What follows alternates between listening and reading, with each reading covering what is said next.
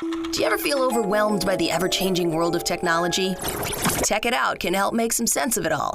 Breaking down geek speak into street speak, technology columnist, author, and TV personality Mark Saltzman covers consumer technology each week for every listener. Mark tackles the latest news, reviews, and how-tos to help you understand what's hot, what's not, and why. Hey everyone, welcome to Tech It Out. This is episode 414, as we're now into October, a spooktacular month, of course. Love Halloween. And in the tech world, we're inching towards the holidays, of course. Before that, Black Friday and Cyber Monday next month. Very exciting time if you're into gadgets, gear, and games. And I assume you are if you're tuning into a show called Tech It Out, whether it's on your local talk radio station or in podcast form. Thrilled to have you along. Well, it's an exciting show for a couple of reasons. Norton, the leaders in cybersecurity, are, as of today, an official partner on Tech It Out. That's right. Very exciting indeed. Keep it going.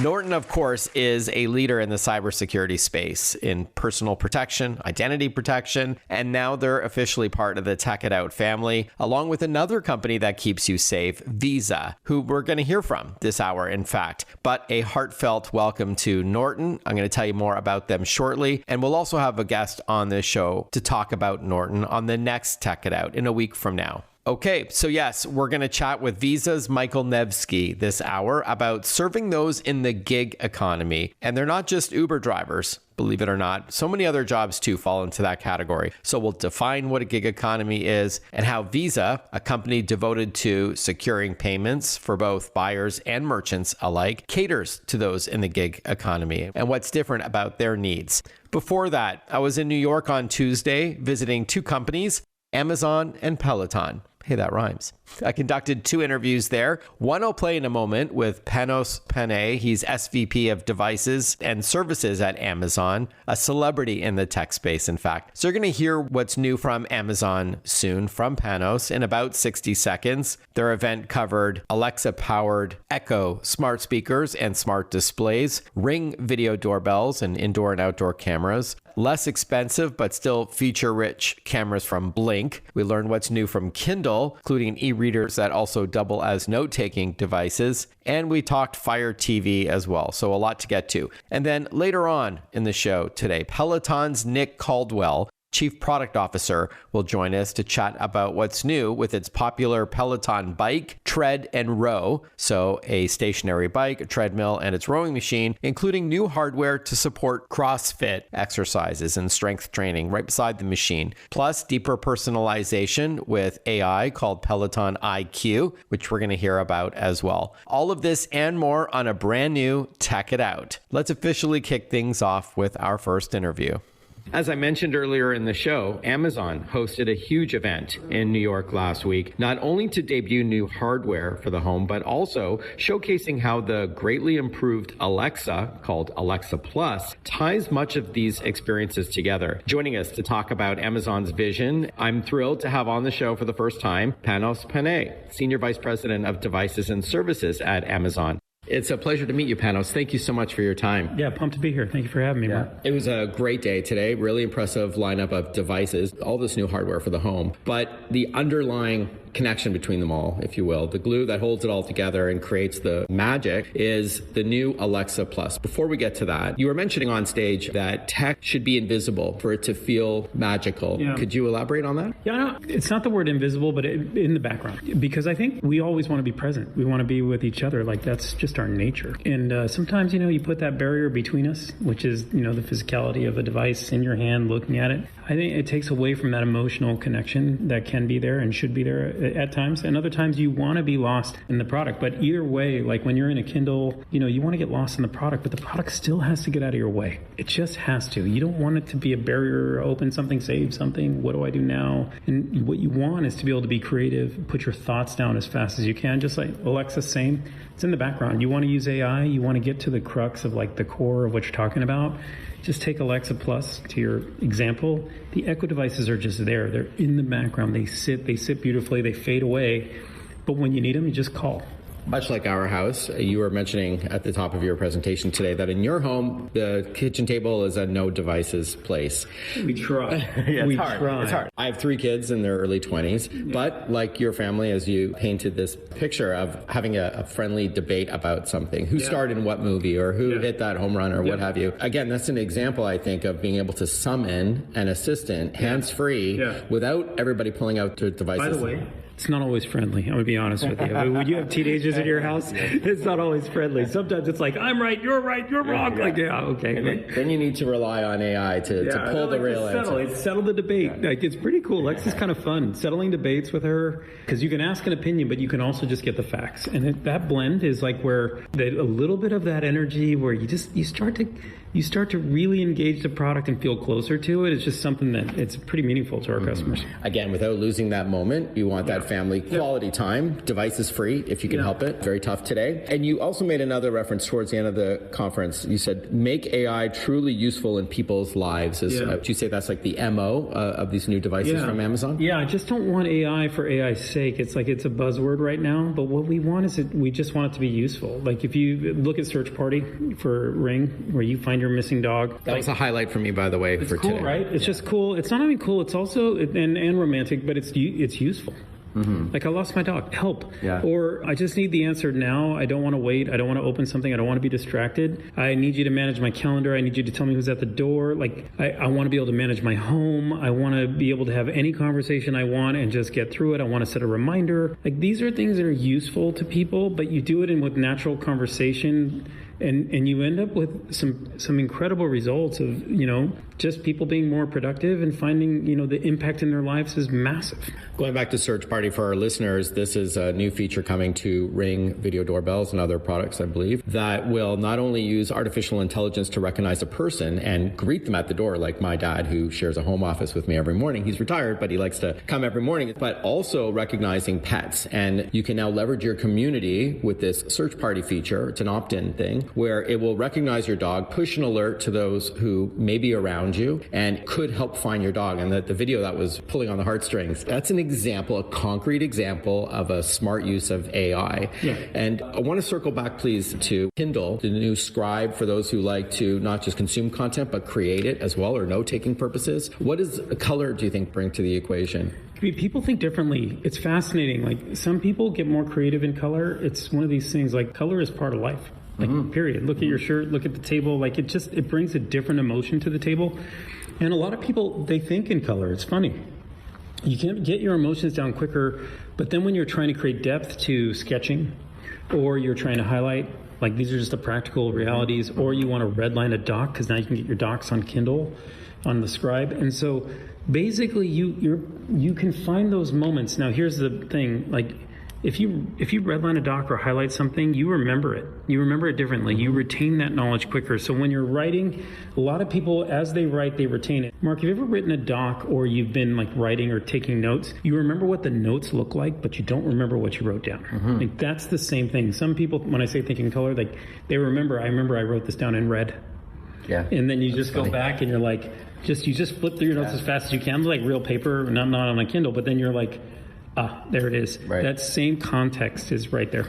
Speaking of search, this is just a side note that you can now search through both handwritten and text documents on your Kindle Scribe or Kindle Scribe Colorsoft, and it'll pull it up, saving you countless minutes searching for content. I wanted to ask you, Panos, we are joined by Panos Panay. He is SVP of Devices and Services at Amazon. There are others in this space trying to create a smart home with an ecosystem. It must be a challenge for a company like Amazon, who's been at the forefront of this for the last decade with Alexa, clearly a market leader. How do you build upon what made Alexa so great to begin with, but justifying the upgrade? Because people might say, I'm already happy with Alexa. I can play my music. I can set a reminder for the oven for 15 minutes. It's got to be a fine line between creating something fresh and something that's familiar. Yeah, you can just do so much more, and she knows so much more. That's it. It's that simple. Like, the depth of her knowledge, Alexa's knowledge, is incredible.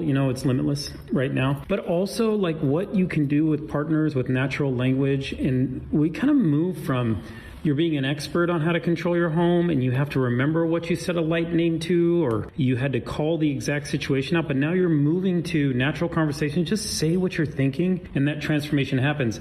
We're watching that actually right now in our usage. We just see it. The Alexa Plus users, they're twice as engaged across the board, and smart home usage is spiking because you've now fallen into, I can create routines at any time. I can just say what I'm thinking. I can ask her to get something done for me right away. In my house, my family has figured out how to turn on the lights, turn off the lights at a certain time, at a certain day, in a certain part of the moment. And you're like, oh my gosh, this never happened before. It was just one setting, you would go and do it. But now it's just so natural and it's become just common. So I think just in that spirit of natural language, that transformation with the depth of AI behind it is what people are leaping into right now. Panos, thank you so much for your time. It's been a pleasure meeting with you, and congratulations on a huge day today. Right. Thanks, Mark. Enjoyed the time. As I mentioned, Norton is an official partner on Tech It Out. Thrilled to have them along. As you may have heard, Windows 10's extended support is coming to a close this month. That means no more security updates from Microsoft. But you don't have to be left completely exposed. You've got an option to stay protected from malware or malicious software, even as your operating system grows older. You can rely on Norton. For years, Norton has been synonymous with digital defense. Its comprehensive cybersecurity software is designed to protect you wherever you are, from your files and finances to your identity. Consider it digital armor. Keep your PC running safely with the confidence of Norton. Head over to norton.com today to stay protected. When we return on Tech It Out, we catch up with Michael Nevski from Visa to learn about the gig economy. Stick with us. We'll be right back with more Tech It Out. Listen to Tech It Out whenever you want. Find the Tech It Out podcast at iTunes or wherever you get your podcasts.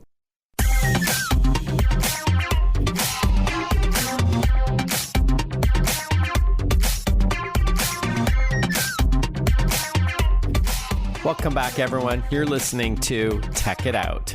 One of the fastest growing economies in the country is the gig economy. Whether it's your full-time job or side hustle, the gig economy is a really exciting place, I'd argue. Freelance or contract work that fulfills very much a need today in the services industry. Joining us to share info on this sector is Michael Nevski, Director of Consumer Insights at Visa, who has devoted a lot of research into the gig economy, including their financial preferences. Thrilled to have you onto the show for the first time, Michael. Appreciate your time.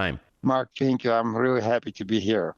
Excellent. Now, before we talk about the gig economy, tell us a bit about your role at Visa as Director of Consumer Insights. Thank you, Mark. Actually, I feel very lucky because I joined this team almost 5 years ago, where I focus on consumer insights in terms of the global trends, that thought leadership. So my work is devoted to outward the trends and not necessarily focusing on what is going on within internally, but what's going on with global consumers, with American consumers, Canadian consumers. And I intertwine this work with my global economics team because day in, day out, I work with a whole bunch of economists around the globe while they're talking about economy and how economy affects the consumers in general. I actually translate that to consumer sentiment, translate that to consumer attitudes and behaviors related to economy, but still with the focus on consumer and segmentation and your traditional insight about the consumers. All right. Thank you for that. I know you said that a lot of your work is looking outside of the organization and looking at trends in the payment space and financial space and then bringing it inwards. But what could Visa do with that data about its customers? Yeah, that's a great question. Everything what we do in support of our business partners and consumers. And as you can imagine, my role very much so in a B2B environment, or I would say B2B2C environment. And bringing those insights and understanding customers is fundamental because we're helping our business partners and enable them with knowledge and insights on how they can improve their relationship with their consumers, their customers. So that's why it's extremely important understand those trends, whether it's a cross-border travel or rise of a single-person household or new trends with the gig economy, as you mentioned earlier. What are those workers who are actually involved in gig? What are their financial preferences, spending habits? It's important to understand because we can actually connect those insights with needs and opportunities for our clients, whether we're working with merchants, issuers, or acquirers. And that's where this kind of a synergy comes between us as Visa and our business clients and support of consumers. Awesome. I think that's a great segue into the gig economy. I'd love to ask you to define it if you can. Offhand, I think we're talking about services like yesterday I took a Lyft vehicle, then I ordered Uber Eats for my son, and I also ordered today a logo of my radio show in neon to have behind me on some video segments from Temu. It's a marketplace. So I think these are all part of the gig economy, which is very much part of our lives today. To me, gig economy, I would say engagement, right? Not even occupation, but engagement. When people get involved in a sense in a gig, some kind of a gig, they work as an independent, think of it as an independent contractor, some type of employment on a temporary basis. Those workers earning their wages, being independent providers of products or services. You might drive Uber, or you might teach French language, or you might teach piano lessons. The perception by many experts in the industry that probably digital platforms like Uber, Lyft, TaskRabbit, Fiverr would be the ubiquitous, that majority of those gig workers are involved in the gig economy via platform. But actually through our research, we see that in US and other countries, around 3 out of 5 gig workers are independent providers. What it means, they don't drive Uber, they don't use digital platforms to get engaged into the gig economy.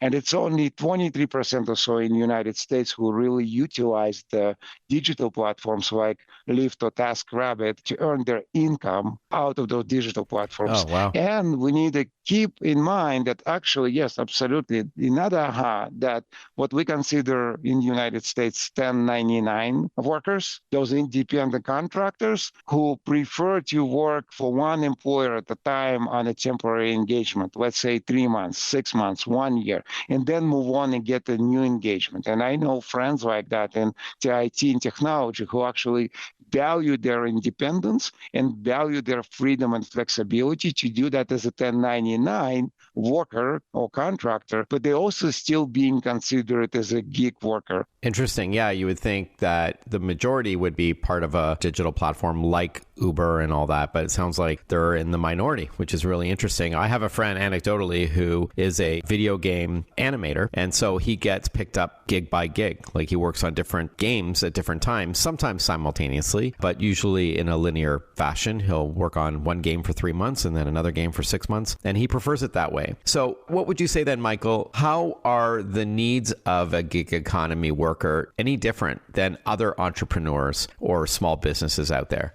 That's another great question, Mark. My research indicates that most gig workers prioritize quick, reliable access to earnings and appreciate flexible payment methods that fit their lifestyles, whether they work full-time or as a side hustle, which could be an additional engagement while I'm having a full-time income, whether as an employee or as a gig economy worker. And these capabilities also help platform companies and financial institutions boost deposits, capture new revenue streams, and drive broader economic activity. More with Michael Nevski, Director of Consumer Insights at Visa, when we return on Tech It Out. I'm your host, Mark Saltzman. Stick with us. We'll be right back. Want to follow Mark? Google him. Mark with a C and Saltzman with a Z.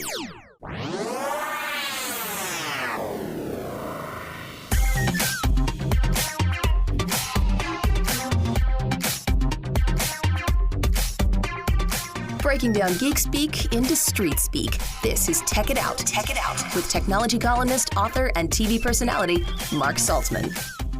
Welcome back to Tech It Out. We are chatting with Michael Nevski, Director of Consumer Insights at Visa. We are chatting about the gig economy and how their needs when it comes to payments and finances are any different from other businesses out there. And it sounds like it's not a one-size-fits-all scenario. Just to paraphrase Before the break, Michael, you were starting to talk about the importance of flexibility, and you were about to talk a bit more about speed of payouts. This is something that obviously gig workers really need. Is that fair? No, absolutely. Gig workers demand faster payouts, financial tools geared towards flexibility, and access to savings and credit options tailored for non-traditional work. While entrepreneurs and small businesses rely more on structured payment timelines, financial infrastructure, and ongoing client connection. To give an example, would be for gig worker, immediate payment needs.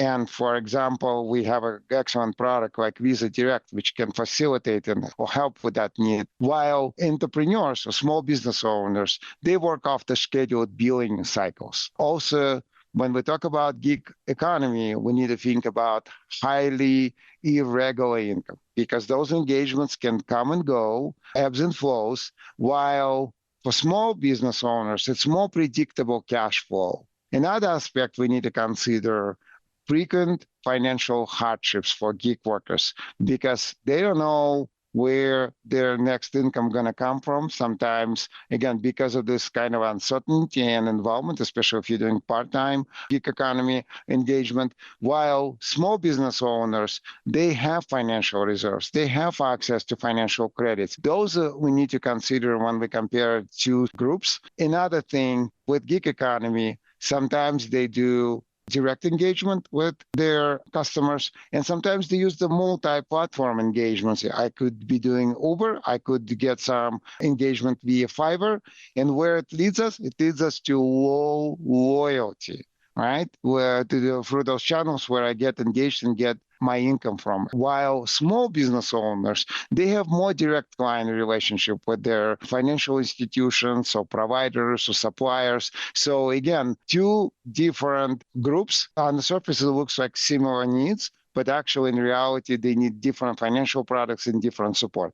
Yeah, thanks for that, Michael. So obviously flexibility is key here and reliability, things that are synonymous with Visa. You already answered my question. I was going to ask you, how is Visa servicing the gig economy? You gave some concrete examples there. But if I can ask you just one more question, when it comes to payment options for gig workers, whether it's a freelance graphic designer who creates logos and sells them on platforms or marketplaces like Etsy over the internet, or in person where, tap to pay maybe a challenge for some gig workers in person when they want to have a secure, fast, easy payment solution for their customers. What are some tips that you can offer to gig workers when it comes to payments? For gig economy workers, whether they're rideshare drivers, freelance designers, or independent contractors, financial agility is absolutely critical to their success. Visa recognizes that traditional payment methods simply don't meet the needs of today's flexible workforce, as we discussed. That is where Visa Direct comes in, our real-time payment solution that enables instant secure payouts.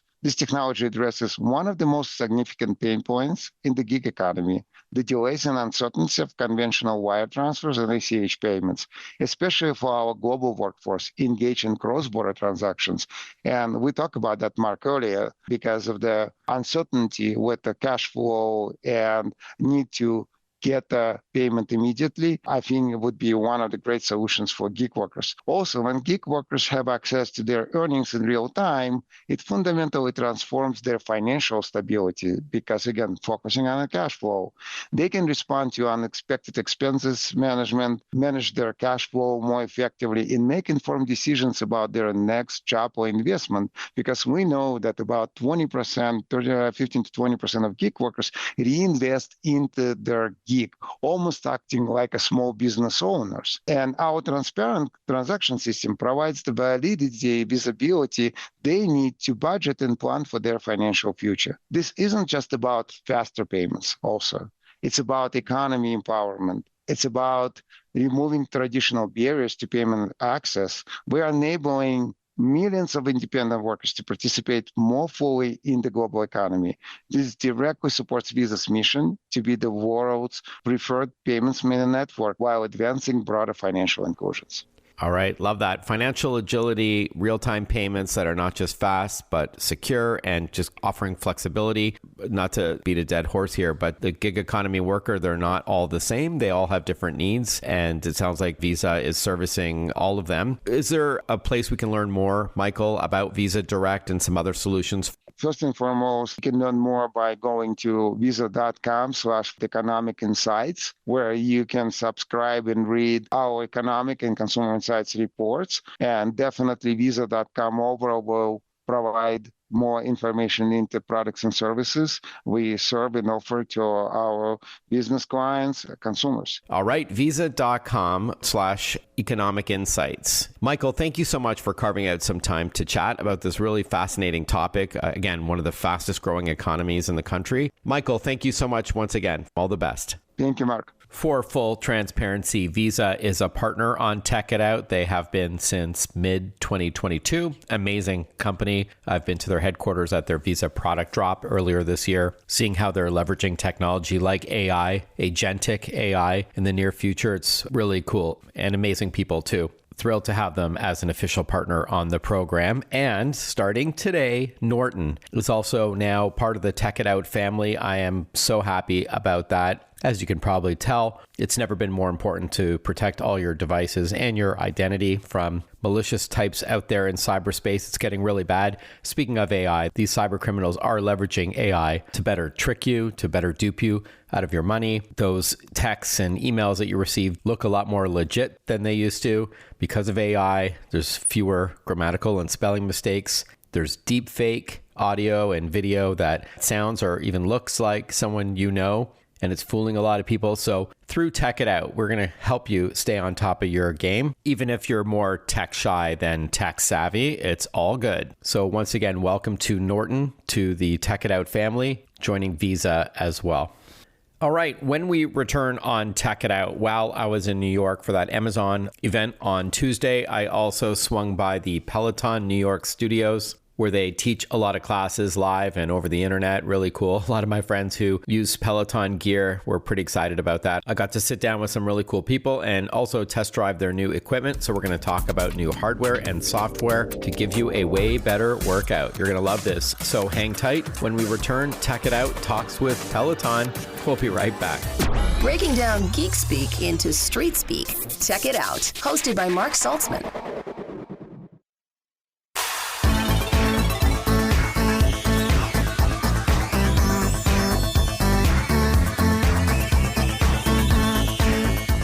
Welcome back, everyone. You're listening to Tech It Out. Big news from Peloton this week, as the company that's synonymous with connected wellness unveiled new hardware for the home to add to its existing lineup. Peloton Bike, Tread, and Row, of course, along with deeper personalization with technology called Peloton IQ. Joining us from the iconic Peloton studios in New York City is Nick Caldwell, Chief Product Officer at the company. Great to meet you, Nick. Thanks so much for your time. Oh, great to meet you as well, Mark. Pretty swank facilities here, I have to say. My first time, but hopefully it won't be my last. Really cool. Oh yeah, this is a wonderful place. People come here from around the world to take the classes in person, and hopefully you've gotten to participate. Yeah. So look, before we talk about what's new, you had a lot of journalists here to watch the company unveil some new hardware that I hinted at, and software and services and community features. Let's first just take a sort of step back and at a higher level talk about Peloton. Why do you think it is this iconic brand when it comes to connected wellness? Well, Peloton's been around a while, and we've had time to perfect what we call our magic formula. That consists of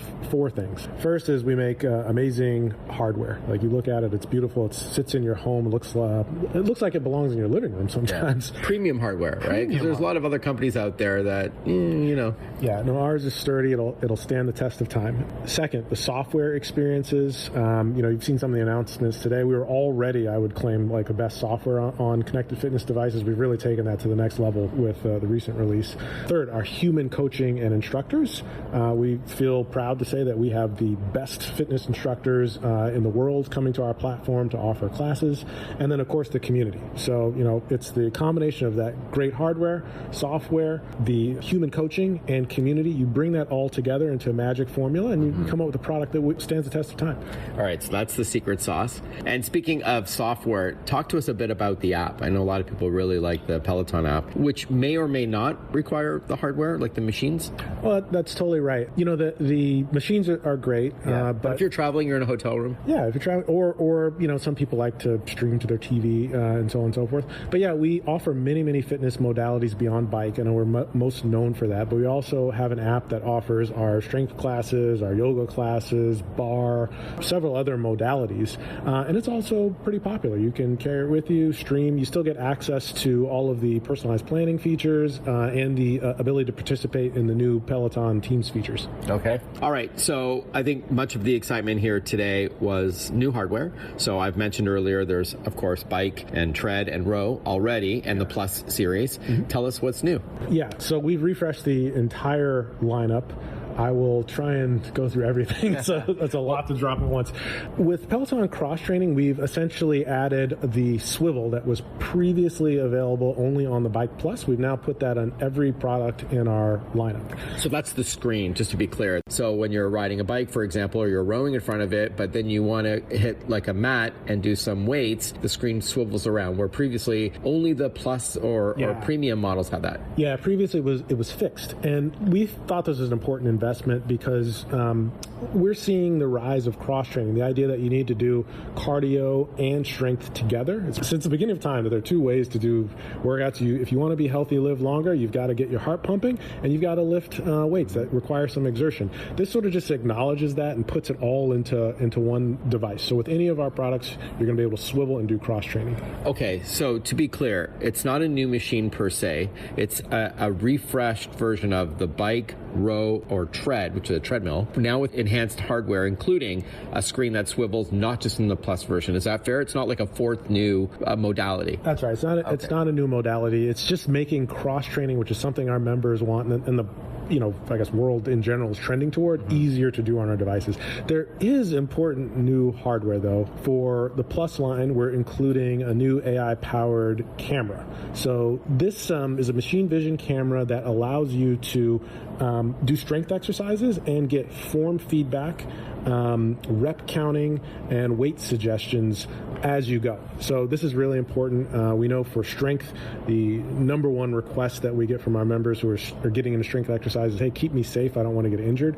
That's where form feedback comes in. I just had a demo of that, so it's really cool. So the camera is on you, you're doing some weights on a mat, for example, following along with a class or an on-demand instructor, if not live, and the camera can tell you, hey, the reps that you're doing too many, or you've got to, straighten your back, or it's looking at your form. I'm giving some examples, and please correct me if I'm giving incorrect ones. But the idea is that you're getting real-time feedback, both visual and audio, that will help you work out better and safer. Exactly. I know you didn't want me to get too deep into the tech, but I got to toot my own horn. The team has done a great job here.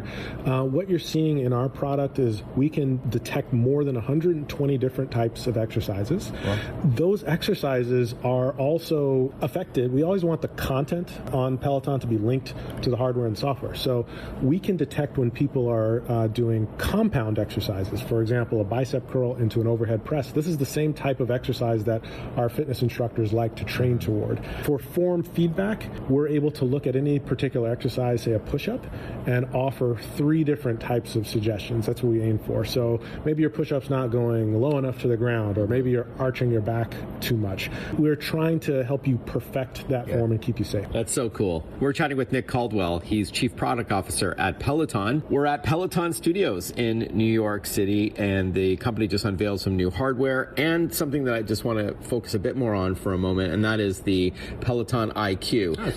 So that real-time feedback, is that part of Peloton IQ?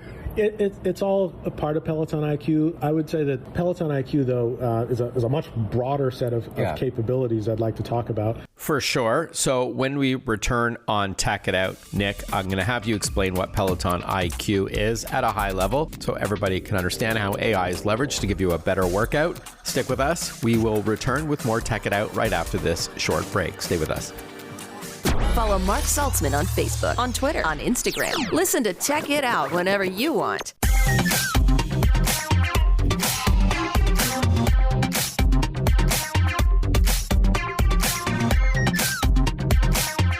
A few more minutes with Nick Caldwell from Peloton. He's Chief Product Officer. Before the break, Nick, you were starting to tell us about Peloton IQ. Please continue with what it is exactly and how it works with Peloton hardware to give you a better workout. Yeah, at a high level, what I'd say is I'm sure your audience would understand that AI is just becoming such an essential part of day-to-day life. That also affects how we think about fitness. And the way that Peloton looks at AI is that, hey, we have 6 million members, and we want each one of them to feel like they're having a one-to-one relationship with us to help achieve their goals. AI allows us to scale toward that ambition. So if you're using Peloton IQ, when you turn on your piece of equipment, it's going to try and ask you, what are your goals? Are you here because you want to improve your cardio health? Are you trying to manage your weight? Are you training for a marathon? We'll figure out your goals, the type of music you like, your favorite instructor, what your schedule's like, and all of that will put out for you a personalized weekly workout plan. Now, we also have the advantage of being able to monitor you throughout the week to see whether or not you are actually achieving the plan that we've set out for you. And we can adjust it dynamically. If we notice that, hey, you're not getting enough running into your workout regimen to meet your overall goals, we'll swap in a couple more classes with running. We can also see if your tastes in music are changing over time, or if you're not vibing with a particular instructor.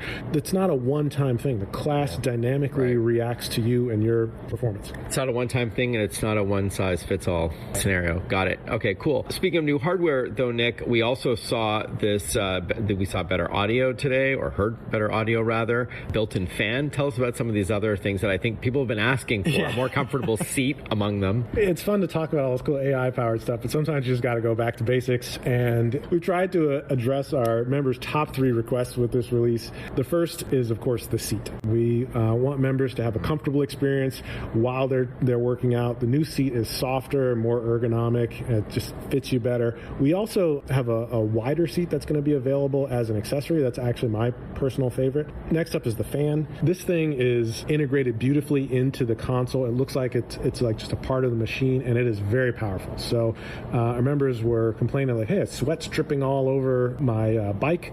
This will absolutely solve that problem for you. You're going to be like Beyonce with your hair blowing back. And then the third thing is phone holder.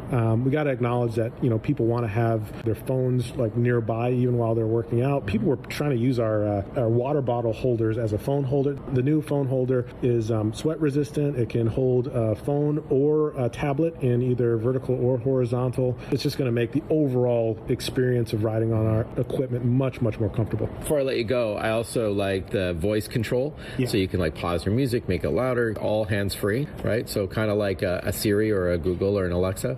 Yeah, and that's really essential when we're thinking about cross-training. So if you're standing there trying to do exercises and we, for example, notice that, your weight's changing, hey, it looks like you're struggling to do those bicep curls. Do you want to go down to a lower weight? Well, at that point, we don't want the user to have to stop, do what they're doing, walk over to the screen, hit the button. It's just easier to tell Peloton IQ what you want and move on with your exercises uninterrupted. I saw that, sorry to cut you off, Nick. I saw that in the demo where they were asking if they wanted to change something, and you just have to verbally say accept. Yeah, which is really great, so you don't have to stop your workout. There's so much that we didn't even get to, like some of the new wellness features, community features, the mental health focus, and there's just so much to unpack, but it was really great chatting with you about the new hardware and Peloton IQ. Love to have you back on in the future, and thanks so much for hosting us today. Very exciting day for the company. Oh, thank you so much, and happy to do this again anytime. Thank you once again to Visa and our new partner on Tech It Out, Norton. In today's connected world, a simple antivirus just isn't enough. Your identity, your finances, and your privacy are all on the line. That's why you need Norton 360 with LifeLock, the comprehensive solution that bundles device security and identity theft protection. Tech It Out has proudly partnered with Norton as they protect your PC, Mac, and mobile devices from viruses, ransomware, and malware. And LifeLock takes it a step further, constantly monitoring for the fraudulent use of your personal info. If a threat is detected, you receive an alert. If the worst happens and your identity is stolen, a dedicated US-based identity restoration specialist will be there to personally help fix it. Stop patching together protection. Get the all-in-one peace of mind with Norton 360 with LifeLock. Visit norton.com today. Speaking of protection, don't forget to also back up your important info on a regular basis. I was just using the SanDisk phone drive with USB-C on my iPhone. It backed up every photo and video and contact that I have, just in case something happens to my phone. And that means you don't have to pay for cloud storage, which is great because it's all on that drive, and then you can easily plug it into a laptop or a desktop to transfer files over as well. Great stuff. SanDisk.com has more. Some great sales too at retail. Hey, thank you so much for tuning in to Tech It Out, everyone. Thanks to all of our guests, Visa, Peloton, and Amazon. And I look forward to catching up with you all next week for another brand new episode of Tech It Out. Bye-bye for now.